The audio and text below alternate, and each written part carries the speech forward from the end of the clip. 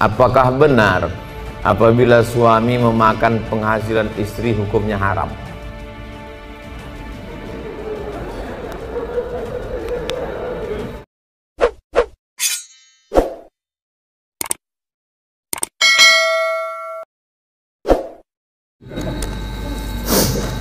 Apakah ada taubat bagi orang yang telah melanggar sumpah itu, Pak Ustadz? Dia sudah memain-mainkan nama Allah, maka menebus sumpah itu hanyalah sekedar menebus perbuatannya, tapi perbuatan dia salah satun la yanzurullahu ilaihim.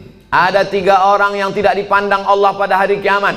La yukallimuhumullah, tak diajak bicara oleh Allah. Walahum azabun alim, mereka diazab dengan azab yang amat sangat menyakitkan. Siapa itu? Orang yang bersumpah palsu, terutama dalam berdagang. Berapa ini harganya? Aku tak ada ngambil untung, nih ku jual modal aja nih, demi Allah. Mana ada orang jual modal? Kau kalau bohong jalan nampak kali. Tak ada orang jual modal, pasti dia ngambil untung. Udahlah bohong, mau melakukan barang itu tak dipandang Allah, tak dilihat Allah pada hari kiamat. Apalagi yang bersumpah-sumpah itu pakai Quran pula tuh di atas. Saya bersumpah akan menjadi PNS, bersedia ditempatkan di seluruh Indonesia dari Sabang sampai Papua, bersedia 3 hari tempat sana, balik ngurus surat pindah. La ilaha illallah. Mudah-mudahan yang sudah bersumpah nih taubatnya diterima Allah SWT. Wah, banyak juga.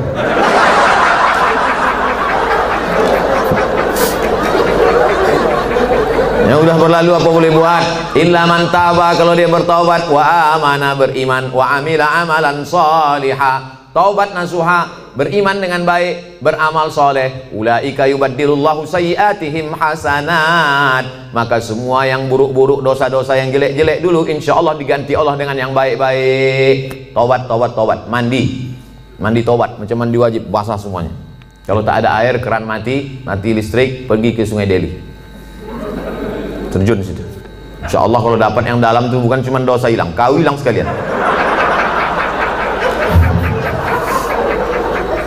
Setelah itu sembahyang sunat taubat, usolli sunnatat taubat raka'ataini lillahi ta'ala, Allahu Akbar, iftitah, habis itu Fatihah, habis itu ayat terserah.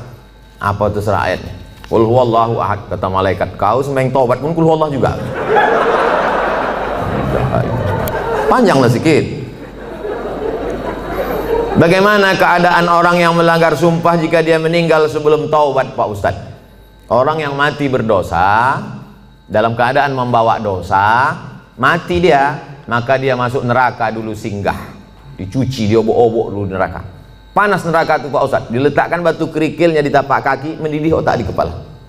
Berapa derajat tuh, Pak Ustadz? Udah begitu panasnya kau tanya juga lagi derajat? Ya belau ka'baihi, sampai ke mata kaki, yaghli bihadi ma'uhu, hadis riwayat Bukhari, mendidih otak di kepala. Makanya selalu doa kita, Rabbana atina fid dunya hasanah wa fil akhirati hasanah wa qina azaban nar. Insya Allah semua yang hadir ini masuk surga, tak singgah di neraka. Bagaimana pandangan Ustadz ketika seorang pemimpin bertutur kata tak santun, tak bertata krama kepada bawahannya, padahal hakikatnya seorang pemimpin itu harusnya bisa menjadi panutan bagi orang yang dipimpinnya. Kalau kita tak suka, saya kebetulan tidak pimpinan, tapi dulu pernah juga jadi dosen. Satu semester itu kadang 10 kelas, satu kelas itu isinya 30 orang, jadi saya memimpin 300 orang. Jadi saya sampaikan di pertemuan pertama, adik-adik mahasiswa sekalian, saya ini orangnya tak suka marah-marah, ngamuk-ngamuk, caci maki, sumpah serapah. Saya punya aturan-aturan, nilai saya ambil 40% dari mid semester, 40% dari UAS, ujian akhir semester. Ini saya bagi ada 13 makalah. Pertemuan pertama tatap muka, perkenalan, orientasi. Pertemuan nanti berikutnya adalah presentasi makalah. Kalau kalian sedang tidak mood, sedang malas, jangan datang ke kampus, karena aku tak bisa menengok kalian main-main di dalam, main HP.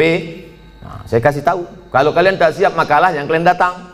Kalian buat izin, kalian bisa telepon saya, bisa kirim WhatsApp saya. Nah, kita kasih tahu dari awal. Kita yang paling tahu tentang diri kita, apa yang membuat kita marah. Kalau kita pula mau mengasih tahu dia, kasih tahu dengan baik. Jangan kita marah kepada ini, kita lampiaskan ke sini. Qaulun ma'rufun, ucapan yang baik, wa maghfiratun, pemberian maaf, khairun, lebih baik.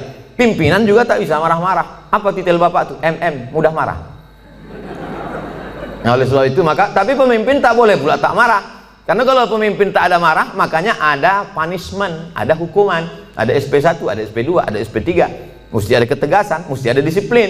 Saya tak suka juga setelah pengajian ini, terserah kalian lah, mau kerja kerja, tak apa. Aku udah kuserahkan semua pada Allah. Tak betul. Nah, jadi sebetulnya Islam itu meletakkan sesuatu pada tempatnya. Jadi jangan bayangkan Nabi itu tak pernah marah. Nabi pernah marah. Naik dia ke atas mimbar, merah wajahnya, merah matanya, marah dia. Jadi Nabi itu menempatkan sesuatu pada tempatnya. Salam dia, assalamualaikum warahmatullah. Ditengoknya banyak yang tak sholat berjamaah, marah Nabi. La uharriqanna alaihim buyutahum, ku bakar rumah mereka yang tak sholat ke masjid, kata Nabi. Marah. Mana mungkin bakar gitu ucapannya tak marah. Siapa yang tak ke masjid ku bakar. Marah. Cuman marah pada tempatnya. Ini banyak orang sekarang kan tak menempatkan sesuatu pada tempatnya. Orang yang menempatkan sesuatu pada tempatnya namanya adil. Lawan dari adil zalim. Jadi kalau kita marah-marah aja sama orang, itu zalim. Bermasalah di rumah, marah ke security, itu zalim. Apa pula aku yang salah ke security? Awas kau kutuntut di akhirat nanti. Apakah benar apabila suami memakan penghasilan istri hukumnya haram? Bapak punya gaji, ibu punya gaji. Ibu punya gaji, bapak punya gaji. Sama-sama punya gaji. Bedanya apa? Dalam gaji bapak ada hak ibu, namanya nafkah. Dalam gaji ibu tak ada hak bapak. Setuju? Kuat mereka. Dalam gaji bapak sama-sama bergaji 5 juta. Bapak 5 juta, ibu 5 juta. Dalam gaji bapak itu ada hak ibu, 5 hak ibu. Pertama makan, kedua pakaian, ketiga tempat tinggal, keempat pendidikan, 5 perhatian. Hak ibu, kewajiban bapak. Tapi ibu bisa bekerja karena izin bapak. Izinnya pun bukan karena keterpaksaan. Bang, aku kerja ya, kalau tidak awas bang. Kita bisa juga. Oleh sebab itu ibu punya gaji, ibu punya warisan, ibu punya pendapatan, ibu punya kos-kosan, ibu punya mobil, ibu punya sudaku, ibu punya kocan, ibu punya angkot, ibu punya motor, itu milik ibu. Kalau ibu meninggal, 50% untuk bapak. Kalau ada anak, 25%. Artinya ibu punya harta. Lalu kemudian ketika ibu mau bersedekah, ibu tidak minta izin ke bapak. Sebetulnya ibu tak perlu minta izin karena itu punya ibu. Tapi ibu sebagai orang yang beretika, bermoral, berakhlakul karimah, ibu ngomong, kulo nuwun, kata orang Jawa. Bang, aku mau menyantuni anak yatim di sana. Jadi duit gajiku ini ku pakai. Bapak tinggal ngangguk aja. Dan ibu tak boleh bertentang tenteng. Kau mau kemana? Aku mau menyantuni anak yatim di sana. Coba kau tanya-tanya, ini kan gaji aku.